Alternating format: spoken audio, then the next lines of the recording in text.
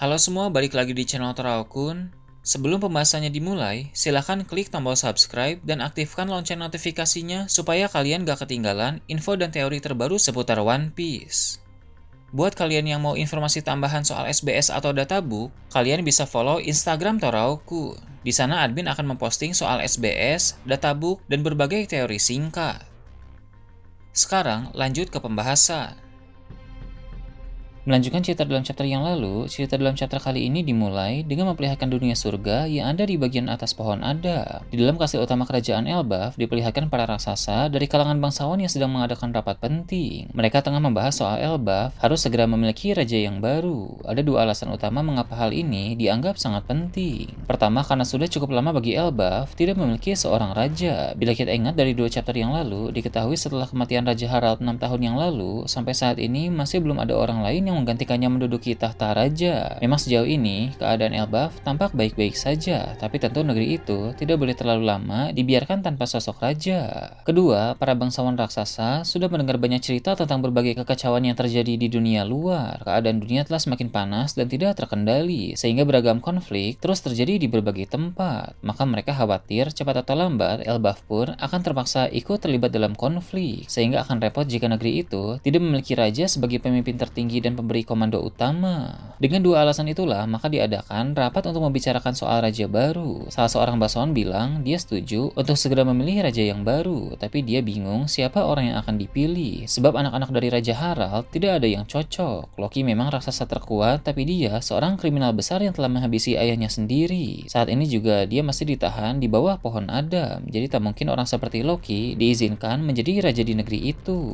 Sedangkan anak Raja Harald yang lainnya itu Hajrudin, memang dari segi kepemimpinan dia sangat bagus, tapi dari segi kekuatan dia tidak cocok untuk menjadi Raja Elbaf karena banyak raksasa di sana yang lebih kuat darinya. Jadi diketahui bahwa selain harus bisa memimpin pasukan dengan baik, Raja Elbaf juga harus memiliki kekuatan yang sangat besar. Bangsawan lain pun menanggapi itu dengan memberikan sebuah usulan yang bagus. Dia bilang berarti sudah waktunya bagi mereka memilih raja dari keluarga yang lain. Tidak perlu lagi dari garis keturunan raja yang sebelumnya, jika memang tidak ada penerusnya yang pantas. Mendengar ini membuat semua bangsawan di sana berubah tegang dan menjadi lebih serius dari sebelumnya, karena pada dasarnya banyak dari mereka yang ingin mendapatkan posisi tertinggi itu. Ada raksasa yang mulai bertanya, lalu dengan cara apa mereka memilih raja yang baru. Namun sebelum dijelaskan lebih lanjut, cerita berpindah ke tempat lain. Kali ini diperlihatkan dunia matahari Elbaf yang berada di tengah pohon Adam. Di desa barat, bajak laut tepi jerami masih berpesta dengan meriah bersama dengan para raksasa. Jarul pun bilang sebelumnya dia telah mendengar kabar bahwa para bangsawan di wilayah atas sedang mengadakan rapat. Sebagai salah satu sesepuh dan orang yang paling berpengaruh di Elbaf, Jarul memang sering mendapatkan kabar dengan cepat soal berbagai hal di negeri itu. Namun dia masih belum tahu apa yang dibahas oleh para bangsawan dalam rapat tersebut. Hajrudin pun berkata, dia sama sekali tidak peduli dengan persoalan para bangsawan walau dirinya adalah anak Raja Harald. Menurut Hajrudin, dia sama sekali tidak cocok dengan politik, sehingga dia mau fokus pada jalannya sebagai seorang bajak laut. Menurutnya, menjadi salah satu komandan divisi dalam armada besar bajak laut tepi jerami lebih membanggakan dibanding menjadi Raja Elbaf. Mendengar itu membuat Luffy senang karena Hajrudin bangga berada di bawah bendera bajak laut tepi jerami. Luffy tidak akan mengecewakan rekan-rekannya yang lain dan akan menjadi Raja Bajak Laut. Luffy juga penasaran dengan wilayah atas yang Jarul katakan tadi. Para raksasa pun memberitahu bahwa wilayah di atas atau dunia surga merupakan tempat yang tidak boleh didatangi oleh sembarang orang, karena di sana tempat para bangsawan raksasa tinggal. Namun, jika Luffy mau ke sana, maka mereka bisa membawa Luffy setelah pesta nanti. Hajrudin memiliki akses ke tempat itu, sehingga dia bisa mengajak Luffy berjalan-jalan ke wilayah sana. Luffy pun senang mendengar hal tersebut, tapi dia bilang untuk sekarang, mari semuanya fokus berpesta terlebih dahulu. Berpindah ke tempat lain, cerita memperlihatkan kerajaan Kamabaka. Di sana pasukan evolusi sedang membahas tentang berbagai hal perkembangan konflik dan juga tentang potensi pergerakan dari para kesatria suci. Dragon pun menceritakan kepada yang lain awal mula bagaimana dia bisa tahu bahwa kesatria suci adalah musuh yang berbahaya. Pada masa lalu, ketika Dragon Muda masih tergabung ke dalam angkatan laut, dia pernah mendapat misi untuk ikut serta mengawal sebuah kapal pemerintah dunia. Di dalam kapal itu ada beberapa Tenryubito. Pada momen itu, Dragon belum mengetahui kebusukan para Tenryubito, sehingga dia senantiasa ikut dalam pengawalan Tenryubito.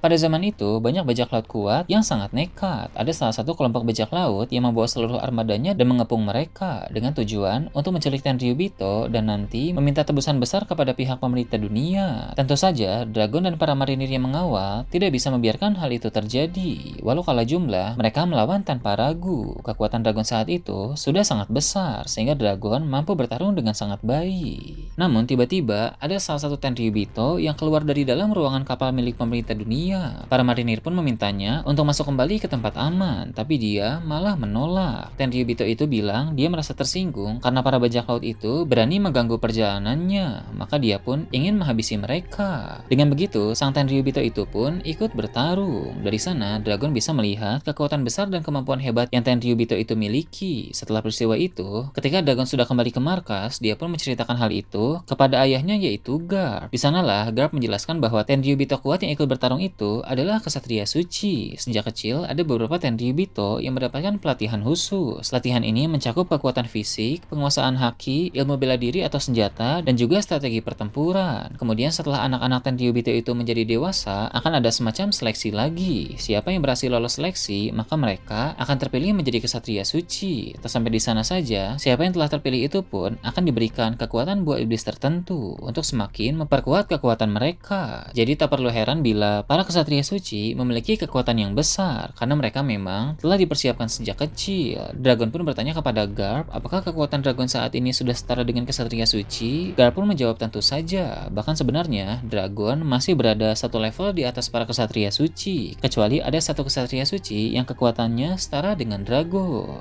Dragon bertanya siapa orang itu. Garp pun menjawab dia adalah Garling Vigarland, putra mahkota dari keluarga Tenryubito yang paling kuat. Dia memiliki bakat alami yaitu potensi haki yang luar biasa. Keluarga Vigarland memang terkenal memiliki haki yang sangat kuat, tapi dari semua keturunan Vigarland, Garling lah yang paling hebat. Tak heran, Shanks juga mempunyai haki yang sangat kuat, karena Shanks merupakan keturunan langsung dari Garling yang sangat berbakat. Dari sanalah, Dragon mulai menaruh perhatian khusus kepada Garling Vigarland, bahkan mulai mempelajari sepak terjangnya dari awal dia menjabat sebagai kesatria suci. Ada juga momen di mana Dragon saat masih muda sedang bertatapan dengan Garling yang juga masih muda. Sejak saat itulah, Dragon mengetahui tentang seluk-beluk para kesatria suci. Nah, setelah Dragon mengetahui bahwa Tenryubito ternyata sangat jahat, dia pun membelot dari Angkatan Laut dan pemerintah dunia, kemudian membentuk pasukan revolusi. Setelah dia menjadi pemimpin dari pasukan revolusi yang fokus memusuhi Tenryubito, maka Dragon paham kesatria suci akan menjadi masalah besar. Tak heran dia begitu mewaspadai mereka dan pernah berkata kepada para anak buahnya bahwa pertempuran yang sesungguhnya baru akan dimulai ketika para kesatria suci itu bergerak. Dragon pun berkata dalam hati, sudah dia duga Garling akan menjadi musuh yang berbahaya, karena sejak dulu dia memang sering merasakan aura yang tidak enak setiap kemunculan Garling. Namun kini, karena Dragon sudah mengetahui kelemahan Garling, dia pasti bisa mengalahkannya. Belum dijelaskan secara detail apa kelemahan Garling yang diketahui oleh Dragon, tapi yang pasti kelemahan dari Garling itu akan berdampak besar pada cerita ke depan nanti.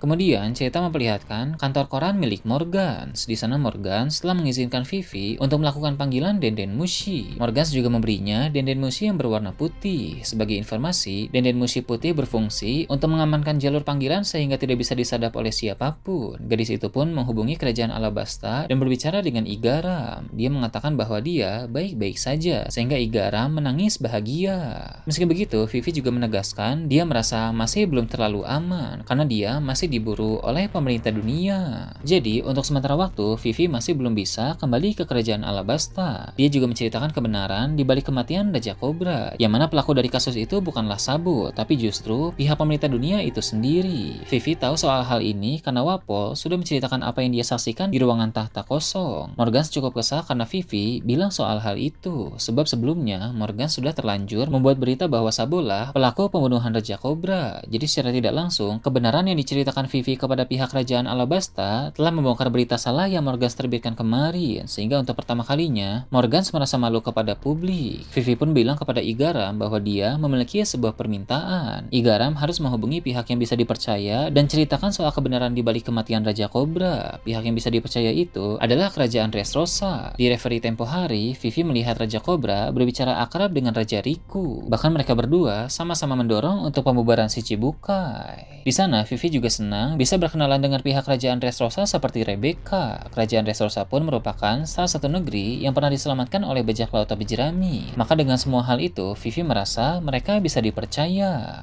Igaram pun langsung melakukan permintaan Vivi. Dia menghubungi pihak kerajaan Dressrosa melalui Denden Mushi dan bilang ingin membicarakan hal penting dengan Raja Riku. Raja Riku pun terkejut saat Igaram menceritakan soal itu. Raja Riku tahu pemerintah dunia benar-benar sudah tidak bisa lagi dipercaya. Raja Riku bilang pada bawahannya, dia hendak menghubungi beberapa raja dan ratu kenalannya. Salah satunya adalah Raja Elizabelo dari kerajaan Provence. Raja Riku ingin mengadakan pertemuan rahasia dengan mereka dan membahas soal hal penting. Yang ingin dia bicarakan adalah sudah waktunya untuk memutus afiliasi dengan pemerintah dunia. Rencana Raja Riku ini tentu akan membawa dampak besar ke depan nanti.